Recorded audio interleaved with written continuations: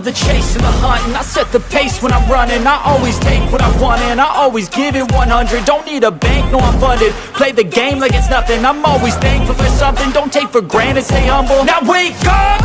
It's time to look at the enemy. Look in the mirror if he is no friend to me. It's not. Don't forget to subscribe and push the notification bell for you not to miss our upcoming updates. Now let's get started. Bab 2706. Baiklah, kamu menang. Jika kamu sangat menginginkannya, kamu dapat memilikinya, kata Iwan dengan tenang. Mari kita ambil. Nak, turunlah dari kudamu. Kamu menyerah begitu saja karena kamu tidak mampu menawar padaku, kan?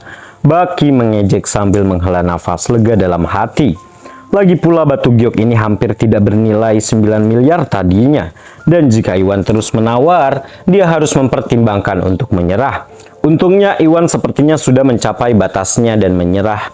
Jadi dia mengalahkan Iwan sesuai keinginannya. Ya, kamu hanya seorang wakil presiden, jadi apa yang membuatmu berpikir bahwa kamu bisa bersaing dengan kami? Ketahuilah tempatmu. Aurel mencibir dengan jijik. Dengan wajah penuh kemenangan, Aurel memanfaatkan kesempatan itu untuk mengejek Iwan. Betapa bodohnya. Rini pun tertawa marah saat dia mengamati tatapan arogan Baki dan wajah Aurel. Dia kenal Huh dan grup Bio Farma. Selama karangan Bunga Jackson, Huh telah menghabiskan 287 miliar dan membeli semua tanaman herbal langka bersaing dengan keluarga lainnya. Dalam hal kekuatan finansial, grup Bio Farma mungkin melampaui keluarga terkuat. Jika Huh benar-benar menginginkan batu giok itu, Aurel dan Baki tidak bisa bersaing dengannya. Batu giok itu tidak terlalu berharga dan Huh memberikannya pada penawaran karena dia tidak ingin membuang-buang uang. Yang mengherankan, Baki dan Aurel merasa puas dengan hal itu dan itu sangat bodoh. Nona Morrison, apakah Anda malu karena pacar Anda kalah bersaing dengan saya dan Baki? Balas Aurel. Bertentangan dengan apa yang dipikirkan Rini, Aurel tidak menganggap dirinya bodoh dan hanya berasumsi bahwa Rini merasa frustasi karena dia kalah. Dia pun merasa sangat senang.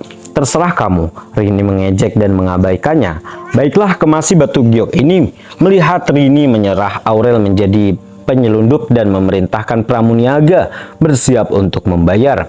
Baiklah Tuan, apakah Anda yakin tidak menginginkan hal ini lagi? Pramuniaga itu cukup kecewa karena Iwan menyerah. Dia menatapnya dengan antisipasi, sepertinya mencoba menyampaikan pesan tertentu. Batu giok yang dibuat di toko menetapkan harga dan penawaran tidak diperbolehkan. Penawaran yang diprakarsai Baki semata-mata bersifat sukarela dan tidak ada hubungannya dengan toko. Oleh karena itu, dia ingin Iwan terus menaikkan harga untuk memberi pelajaran pada Baki dan Aurel. Tidak peduli berapa banyak yang ditawar Iwan karena dia selalu bisa menjualnya kepadanya dengan harga asli secara pribadi.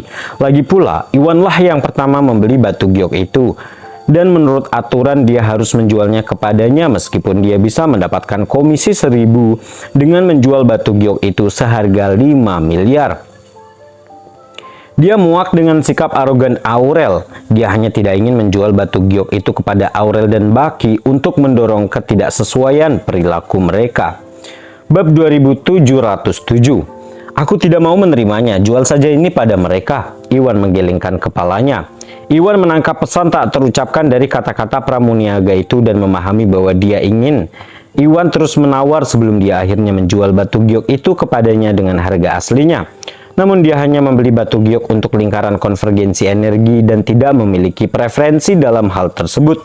Oleh karena itu, Iwan tidak harus mendapatkan batu giok ini. Karena Baki dan Aurel bersikeras untuk membelinya, Iwan tidak melihat ada gunanya menghalangi mereka. Baiklah kalau begitu. Pramuniaga itu merasa pasrah karena Iwan tidak menginginkan batu giok itu lagi. Dia hanya bisa mengemas batu giok itu dan menjualnya dengan harga 9 miliar kepada mereka. Ayo kita ambil bagian yang lain." Rini meraih lengan Iwan dan berusaha memeriksa lemari lain untuk memilih bagian lain. Melihat mereka, Aurel mengerutkan kening. Dia tadinya berasumsi bahwa Iwan dan Rini akan tersinggung karena bagian yang mereka incar telah diambil. Rini mungkin akan pergi bersama Iwan karena merasa frustasi dan rasa malu, yang membuatnya bingung segalanya tidak berjalan sesuai rencana. Bukan saja Iwan dan Rini tidak pergi, mereka tetap kecewa dan terus mencari pengganti lainnya. Melihat mereka, Aurel mengerutkan kening. Dia berasumsi hal ini membuatnya merasa tidak senang. "Nona Morrison, maafkan saya karena berterus terang, tapi sungguh aneh bahwa seseorang dengan status seperti Anda memilih untuk berkencan dengan pria malang seperti itu.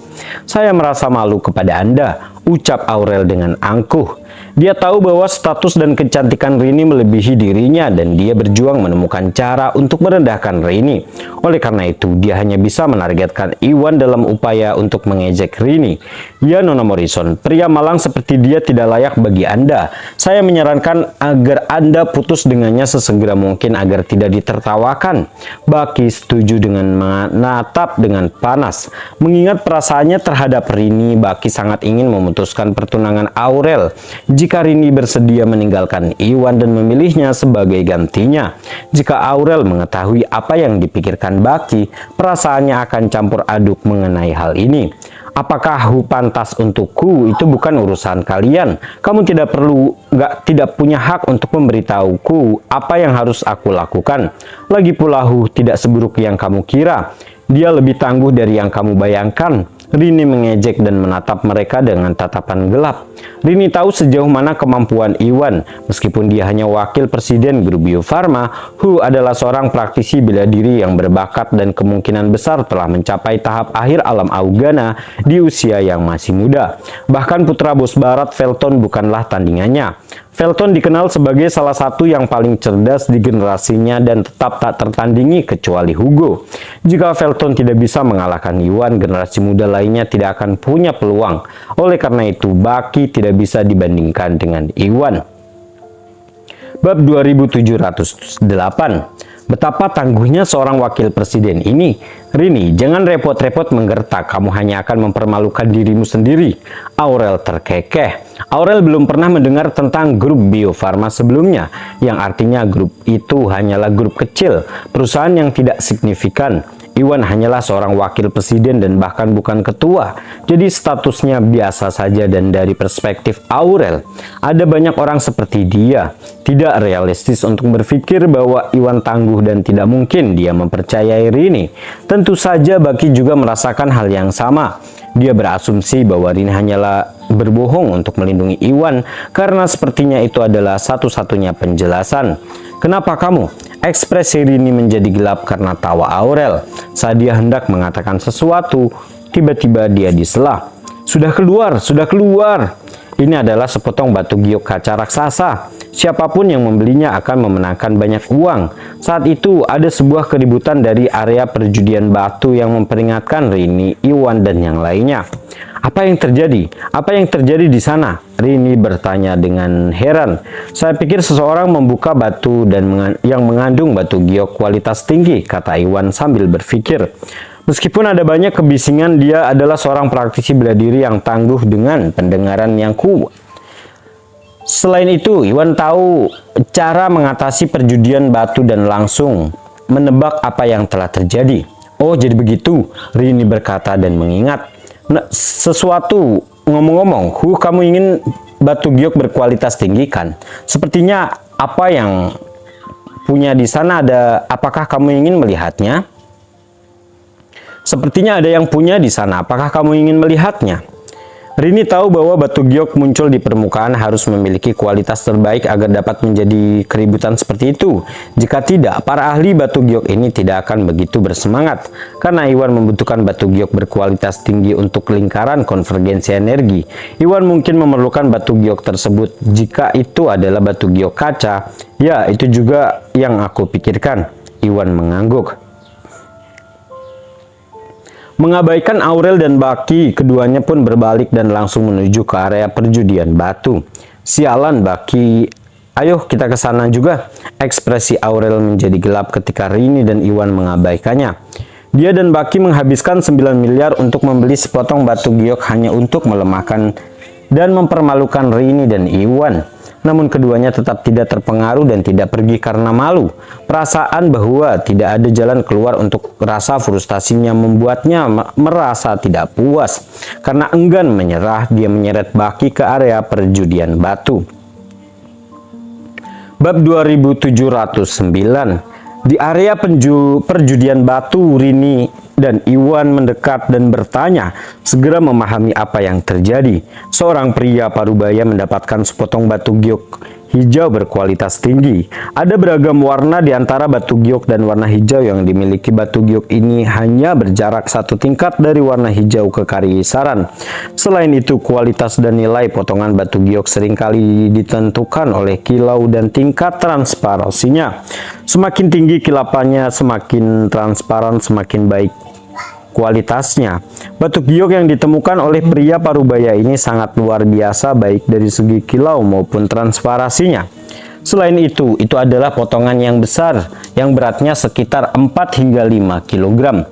Satu-satunya kelemahan adalah warnanya bukan yang paling murni dan dianggap sedikit berharga daripada hijau kekaisaran. Namun mengingat ukurannya nilainya sekitar 43 miliar atau bahkan lebih tinggi. Itulah sebabnya semua orang terkesan dengan keberuntungannya. Dilepas ya celananya ya. Mantap. Atas perintah pria parubaya itu, seorang anggota staf mengamplas permukaan batu untuk menghilangkan semua kotoran sebelum menyerahkan batu giok itu kepadanya. Rickson, apakah kamu berencana menjual ini? Aku bersedia menawar 14 miliar. Seorang pedagang yang mengumpulkan dan menjual batu giok bertanya. 14 miliar bukan berarti apapun. Saya akan menawarkan 17 miliar. Pedagang lain yang tampak gemuk berkata dengan tergesa-gesa. Saya akan membayar 19 miliar. Nanti keluar mama ya. Bapak urung selesai, meh rampung ya. Oke, pinter, hebat. 21 miliar. Dua pedagang lain ikut serta dan harganya langsung naik meningkat menjadi 21 miliar. 21 miliar? Pria parubaya itu bimbang. Ia hanyalah seorang pemain profesional dalam perjudian batu dan sering mengandalkan keberuntungannya. Dia pun cukup beruntung akhir-akhir ini dan menemukan batu giok berkualitas tinggi. Di tengah kegembiraannya, dia tahu bahwa dia harus segera menjualnya. Bagaimanapun juga dia bukanlah seorang saudagar, juga bukan orang kaya. Dia tidak akan menggunakan batu giok ini dan menjualnya sepertinya merupakan pilihan yang paling tepat. Padahal batu giok berkualitas tinggi itu bernilai 43 miliar. Tidak memiliki koneksi ke saluran manapun, dia bisa membuat batu giok dan menjualnya seperti pedagang profesional. Akan agak sulit baginya untuk menjual batu giok itu dengan harga penuh. 21 miliar sudah dianggap sebagai harga yang cukup memuaskan. Namun dia tidak langsung menyetujuinya dan melihat sekeliling. Bertanya-tanya apakah yang lain bisa menawarkan lebih tinggi lagi. 30 miliar, Iwan memanggil. Dia datang untuk membeli dengan harga tinggi batu giok berkualitas untuk lingkaran konvergensi energi. Sepotong batu giok kaca ini hanya selangkah lagi dari kualitas terbaik dari warna hijau kekaisaran. Jadi ada banyak energi spiritual di dalamnya, membuatnya sempurna untuk lingkaran konvergensi. Iwan langsung mengincarnya dan bersiap untuk membelinya. Selain itu, energi yang diperlukan lingkaran konvergensi 18 keping batu giok terpisah dari intinya, yang berarti Iwan membutuhkan total 19 keping. Batu giok berkualitas tinggi ini sangat besar dan dia seharusnya memiliki lebih dari cukup untuk membaginya menjadi 19 bagian. Jika Iwan membelinya, dia tidak perlu membeli batu giok lainnya, sehingga membunuh dua burung dengan satu batu. Bab 2710. 30 miliar? Dari mana asal anak ini? Para pedagang berbarengan ketika Iwan ikut menawar. Cuma 30 miliar, aku akan menawar. Pedagang gemuk itu mengejek dan hendak menaikkan harga untuk menawar Iwan ketika temannya menarik lengannya. Steve, lupakan saja. Jangan menawar dia. Rekannya menggelengkan kepalanya. Mengapa tidak? Steve kembali Mengapa kamu tidak melihat siapa yang berdiri di sampingnya? Itu putri tertua keluarga Morrison. Lebih baik kamu menyerah jika tidak ingin melewati keluarga Morrison. Rekannya merendahkan suaranya, jelas-jelas mengenali Rini.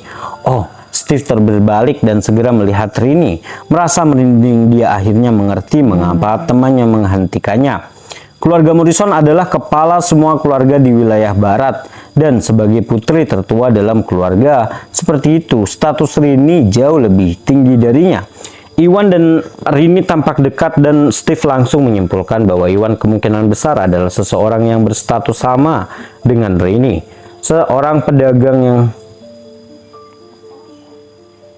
belaka seperti dia tidak mampu menyeberanginya. Batu giok hijau ini langka dan bisa dijual lebih dari 43 miliar jika diukir pada seseorang. Namun Iwan telah menaikkan harga menjadi 30 miliar dan jika pedagang menawarnya, dia hanya akan mendapat sedikit untung. Setelah dikurangi waktu dan biaya produksi, tidak ada gunanya menyilangkan Iwan dan Rini demi keuntungan kecil karena itu tidak akan banyak menguntungkannya. Steve pun tersadar dan dia langsung menyerah pada penawaran tersebut. Seorang pedagang lain mengenali Rini dan tahu bahwa dia dekat dengan Iwan. Tak satu pun dari mereka ingin menawar Iwan dengan keuntungan kecil karena mereka tidak ingin menyeberang Iwan dan Rini.